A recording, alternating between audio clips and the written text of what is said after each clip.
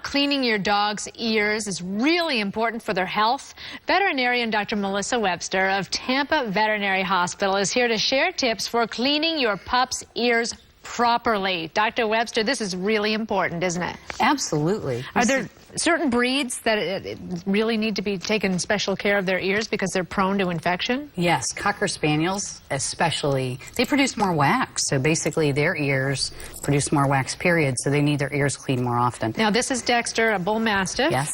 And any ears that flop down, are they a little more vulnerable? Yeah, because stuff gets caught in there. Dexter believes that rolling in dirt is an awesome activity. So Dexter, you have something in common with Nigel and Freebie.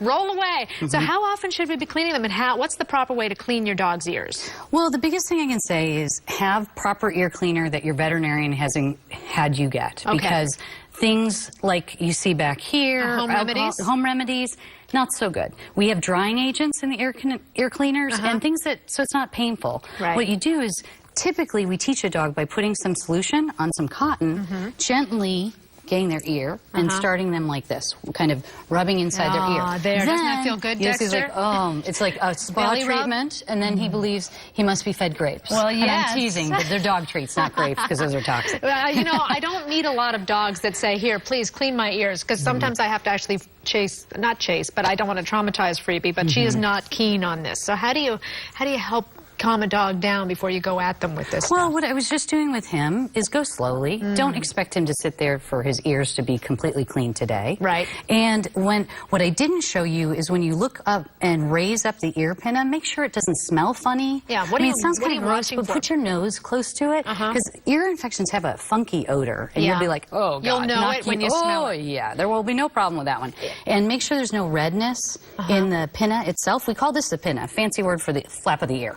And then make sure there's not a lot of odor or he's not painful when you're touching the ear. Right. Now, what about ear mites? Ear mites can be a problem. Can you see them? You can. Okay. I mean, but if you're not trained to see them, they look like a speck of salt to me, but... And will a flush of this do the trick, or is that something you have to go see your doctor and say, new medicine, please? Please come to your veterinarian, because if they have ear mites, sometimes they have an infection with bacteria or yeast, and just cleaning their ears thoroughly is not going to help your dog, and it's painful. Well, let's talk about going too deep, because that's certainly not something you want to do. But how do you know? Well, a dog's ear canal, I frequently use just my hand. You know, it's like an L. It's funky. Our ear canal is just like the bottom of this L. So when you're looking in the ear, if this was a flap, you can't see very far down. Right. These cleaners are designed to come in and pull out the stuff that's down below. And massaging their ear, I didn't get to show you, we've got some clips at our website for that, but there's some cool stuff that you can do to just clean it, massage it, take cotton, or the makeup wipes are really easy to use. How important is it after you've, say, with my dogs, we are able to squirt some in, and then you do the little massage, and then they give them their heads a good shake, why I brought and then it goes all over. But how important is it to make sure it's dry afterward? Well, with the solutions that typically we have at the veterinary office, that's already included. Okay. So you don't have to worry. But I usually just let them free-form shake, but have a towel nearby as insurance policy. And finally, after a swim in the pool, is it important to clean their ears? You think, well, they just had their ears clean, but no. Well, I usually put a little bit of solution in both of their ears, because when they swim in the pool, you know, they usually have a bunch of fun, and water gets down in that canal, and you can't see it, but it's down in that lateral area. Okay. All right, well, wow. I wish my dogs would just lay down when they had to get their ears. I mean, Dexter, you're a champ. Thank you, Dr. Webster, very much.